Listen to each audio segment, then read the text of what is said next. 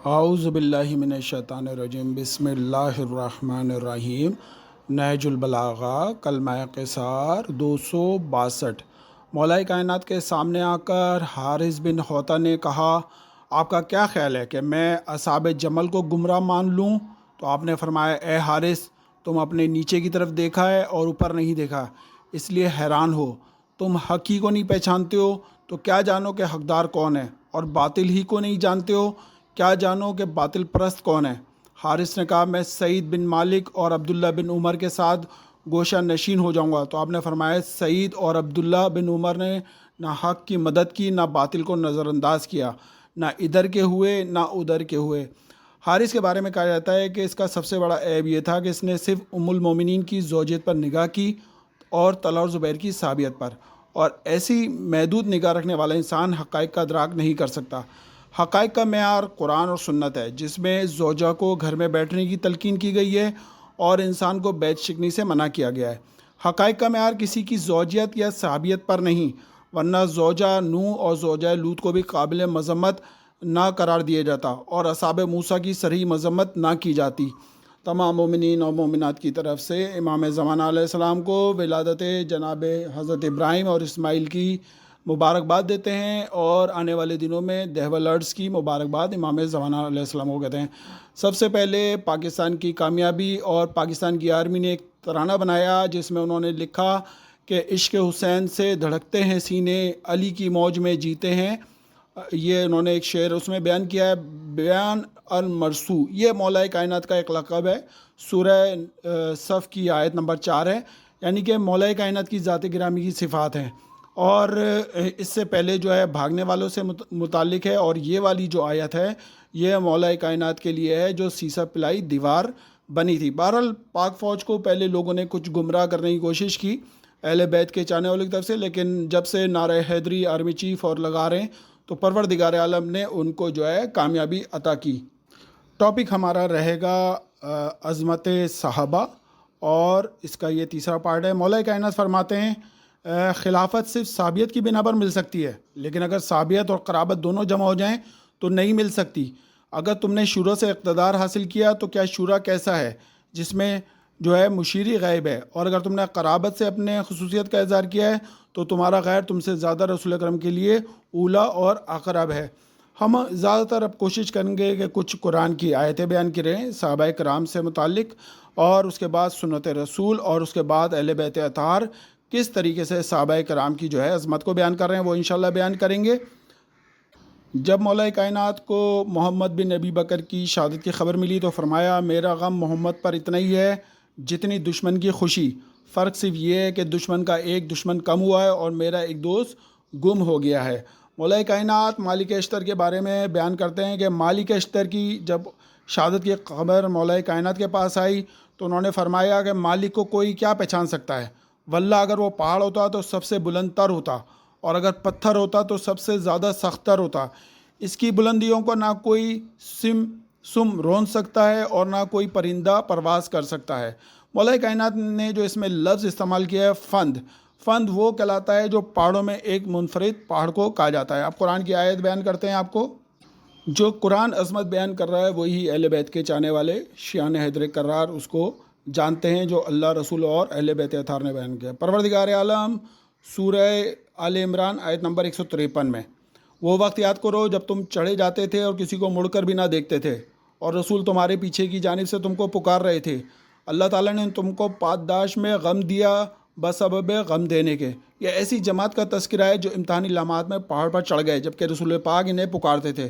اس کے علاوہ جنگ احد میں جب افراتفری پھیلی تو جو جماعت حوصلہ بیٹھی ان سے اللہ تعالیٰ مخاطب ہو کر کہتا ہے کہ اور محمد صلی اللہ علیہ وسلم بڑے رسول ہی ہیں، اور آپ سے پہلے بھی اور بھی رسول گزر چکے ہیں، سوا اگر آپ کا انتقال ہو جائے یا آپ شہید ہو جائیں تو کیا تم لوگ الٹے پیر پھر جاؤ گے، اور جو شخص الٹا پھر بھی جائے گا تو خدا کا کوئی نقصان نہیں کرے گا۔ مسئلہ صحابیت پر شیعوں کے بارے میں بہت ساری بدگمانیاں پیدا کی گئیں۔ ممکن ہے کسی کے ذہن میں یہ بات آئے کہ شیعہ اپنے پاس سے کسی ضد یا ہٹ درمی کی وجہ سے کسی صحابی کا مقام اور مرتبہ گھٹاتے یا بڑھاتے ہیں۔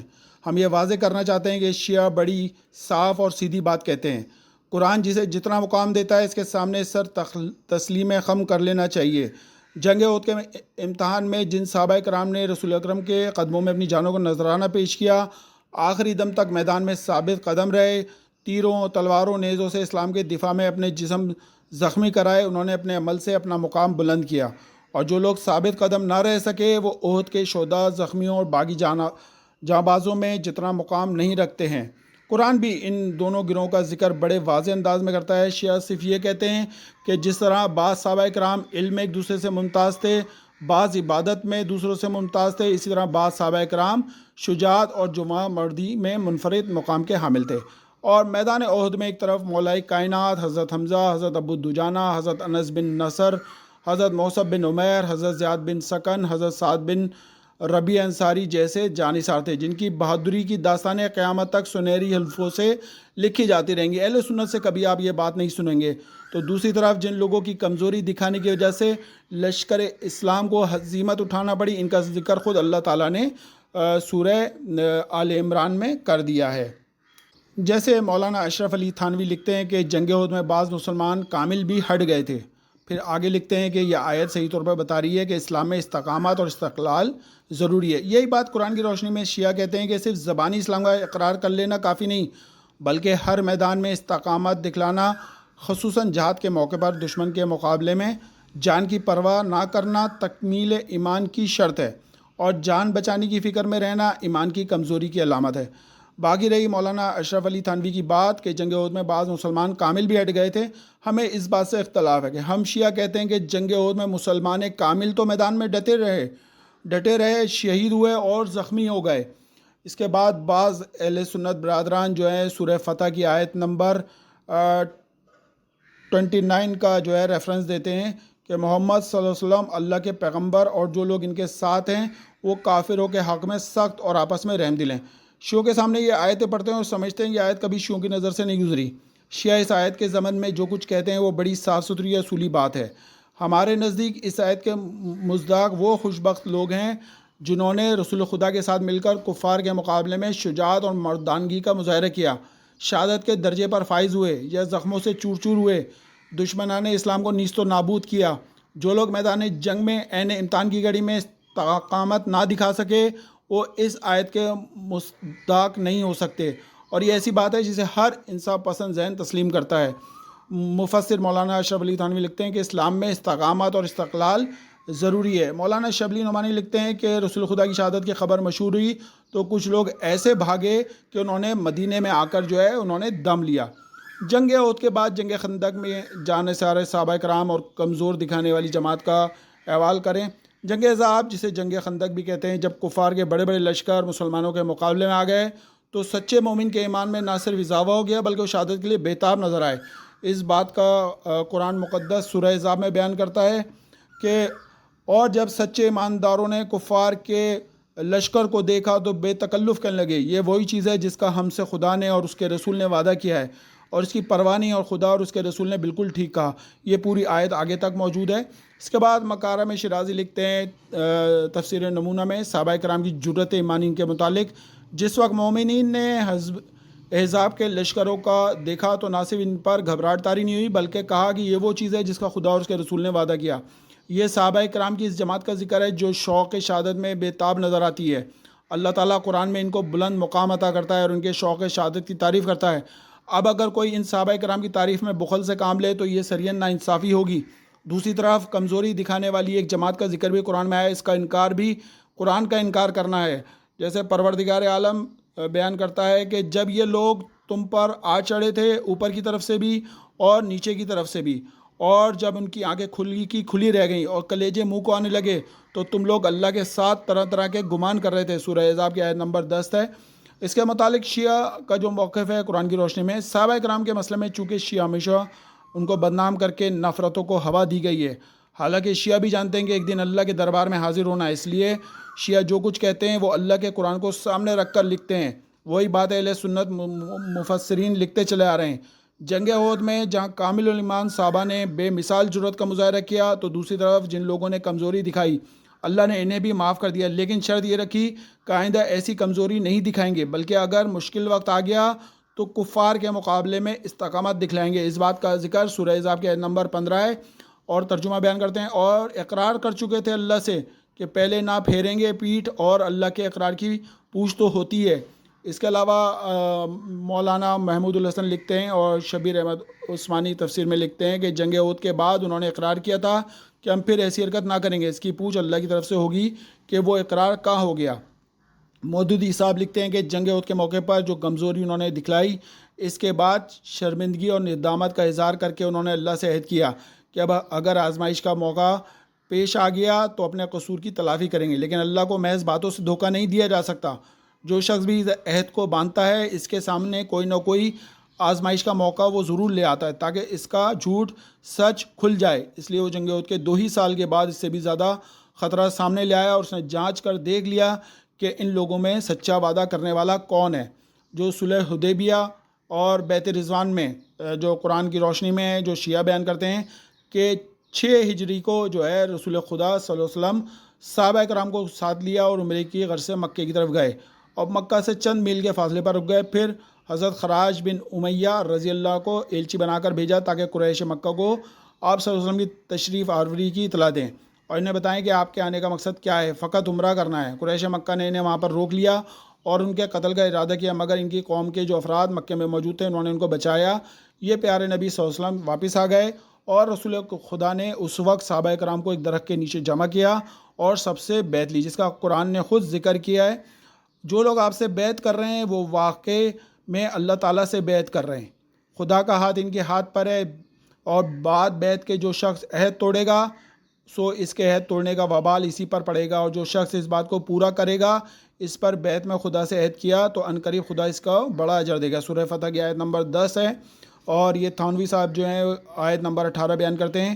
اللہ تعالیٰ ان مسلمانوں سے خوش ہوا کہ جب یہ لوگ آپ سے درخت ثمرہ کے نیچے بیعت کر رہے تھے، اور ان کے دلوں میں جو کچھ تھا اللہ تعالیٰ کو بھی معلوم تھا، اور اس وقت اللہ تعالیٰ نے ان میں اطمینان پیدا کر دیا اور ان کو لگے ہاتھ فتح عطا کر دی۔ اس کے بعد سورہ موجود ہے، سورہ حدیبیہ میں جو ہے بیعت لی گئی تھی، مرتے دم تک جہاد سے نہیں بھاگیں گے۔ واضح ہے کہ یہ میدان جہاد سے بھاگنے والا وعدہ صرف حدیبیہ کے لیے مخصوص نہیں تھا، بلکہ آئندہ بھی اس جہاد کی صورت میں استقامت اور ثابت قدم رہنے کا وعدہ لے کر بیت رضوان میں لی گئی تھی۔ فتح مکہ کے بعد غزوہ حنین پیش آیا، جس میں ایک مرتبہ پھر میدان احد والی صورتحال بن گئی۔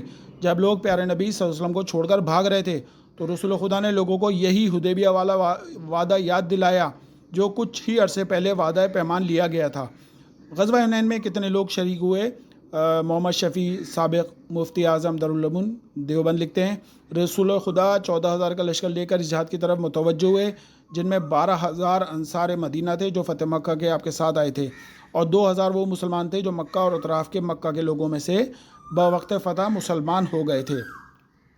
مفتی اعظم لکھتے ہیں کہ سورہ توبہ کی آیت نمبر 25 میں جب قبیلہ حوزان نے قرارداد کے مطابق ایک دم ہلہ بول دیا اور گھاٹیوں میں چھپے ہوئے دستوں نے چاروں طرف سے گھیرا ڈال دیا، گرد و غبار دن کو رات بنا دیا، تو صحابہ کرام کے پاؤں اکھڑ گئے اور بھاگنے لگے۔ صرف رسول کریم اپنی سواری پر سوار پیچھے ہٹنے کے بجائے آگے بڑھ رہے تھے۔ بہت تھوڑی سے صحابہ کرام، جن کی تعداد بعض نے 300 اور بعض نے 100 لکھی اور بعض نے اس سے بھی کم بتلائی، رسول خدا کے ساتھ جمے رہے۔ وہ بھی یہی چاہتے تھے کہ رسول خدا آگے نہ بڑھیں۔ یہ حالت دیکھ کر آپ صلی اللہ علیہ وسلم نے حضرت عباس کو حکم دیا کہ بلند آواز سے صحابہ کو پکارو کہ وہ لوگ کہاں ہیں جنہوں نے شجرے کے نیچے جہاد کی بیعت کی تھی، اور سورہ بقرہ والے کہاں ہیں، اور وہ انصار کہاں ہیں جنہوں نے جان کی بازی لگانے کی بیعت کی اور عہد کیا۔ سب کو چاہیے کہ واپس آئیں، اور رسول خدا یہاں ہیں۔ حضرت عباس کی آواز بجلی کی طرح دوڑ گئی اور یکا یک سب بھاگنے والوں کو پشیمانی ہوئی اور بڑی دلیری سے لوٹ کر دشمن کا مقابلہ کیا۔ اسی حالت میں اللہ تعالیٰ نے فرشتوں کو مدد بھیجی۔ اہل سنت مفسر علامہ ابن اسیر لکھتے ہیں یاد کرو حنین والے دن، ذرا تمہیں اپنی تعداد کی کثرت پر ناز ہو گیا تھا تو کیا حال ہوا، تم پیٹھ دکھا کر بھاگ نکلے کہ اسے چند ہی پیغمبر کے ساتھ جو ہے وہ ٹھہرے تھے۔ بیت رضوان جس درخت کے نیچے ہوئی تھی، مسلمانوں نے وہاں نماز پڑھنی شروع کر دی، لیکن حضرت عمر کے دور میں اس درخت کو جو ہے وہ کٹوا دیا گیا تھا۔ جنگ حنین اور قرآن کا بیان۔ اور حنین کے دن جب خوش ہوئے تم اپنی کثرت پر، وہ کچھ نہ کام آئی تمہارے، اور تنگ ہو گئی تم پر زمین، باوجود اپنی فراخی کے پھر ہٹ گئے، تم پیٹھ دے کر پھر اتاری۔ اللہ نے اپنی طرف سے تسکین اپنے رسول پر اور اپنے ایمان والوں پر اتاری، فوجوں کے جن کو تم نے نہیں دیکھا عذاب دیا کافروں کو، اور یہی سزا ہے منکروں کی۔ پھر توبہ نصیب کرے گا اللہ، اس کے بعد جس کو چاہے اللہ بخش دے۔ جیسے اس کے بارے میں لکھتے ہیں وَلَقَدْ عَفَا اللَّهُ عَنْهُمْ، تاہم اللہ نے انہیں معاف کر دیا۔ اس کے بارے میں سورہ احزاب کی آیت نمبر 15 ہے۔ اور اقرار کر چکے تھے اللہ سے پہلے کہ نہ پھیریں گے پیٹھ، اور اللہ تعالیٰ کے اقرار کی پوچھ ہوتی ہے۔ سورہ توبہ آیت نمبر 27، پھر توبہ نصیب کرے گا اللہ اس کے بعد جس کو چاہے، اور اللہ بخشنے والا مہربان ہے۔ یعنی دلوں کے بھید جاننے والا اللہ دیکھے گا کہ یہاں پر کون اس بھگدڑ اور افراتفری میں پیارے نبی سے بچھڑ کر دائیں بائیں ہو گیا، اور جو ہی افراتفری اور بھگدڑ کا زور کم ہوا، پیارے نبی کے وہ جانثار آپ کے پاس پہنچ گئے، اور کسے فقط اپنی جان بچانے کی فکر لاحق ہوئی ہے۔ ہم کہتے ہیں کہ اس دعا کے ساتھ کہ اللہ سب کو معاف کر دے، ہمیں اس تلخ بحث میں پڑھنے کی ضرورت نہیں ہے۔ اللہم صلی علی محمد و آل محمد۔